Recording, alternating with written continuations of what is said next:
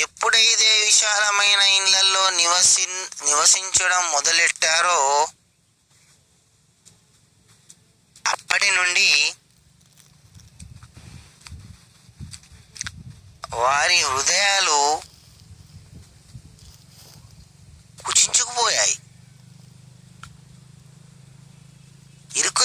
ఇరుకైపోయాయి. చాలామంది సమాజం గురించి కానీ ప్రకృతి గురించి కానీ పట్టించుకోవడం దాదాపు మర్చిపోయారేమో. అంతవరకు ఎందుకు? తన ఇంట్లో వారిని, తన ఇంట్లో కుండీల్లో పెరుగుతున్న చెట్లనే పట్టించుకోవడం లేదు. ఇక సమాజం ప్రకృతి వరకు ఎందుకు? దీనంతటికీ కారణం తనలో పెరుగుతున్న స్వార్థం, సోమరితనం తప్ప వేరేది కాదనిపిస్తుంది. ఒకప్పటి కాలాన చూడండి, తన సమాజం పైన, తన కుటుంబం పైన ప్రేమాప్యాయతలు విపరీతంగా ఉండేవి మనిషికి.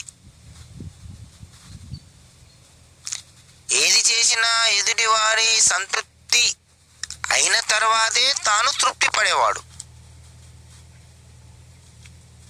ఇప్పుడు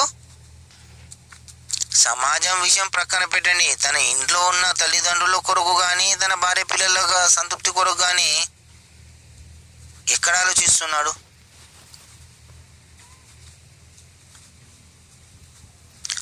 బయట తిరుగుతున్నాడు, బయట తాగుతున్నాడు, బయటే తింటున్నాడు, ఇంటికి వచ్చి పంటున్నాడు.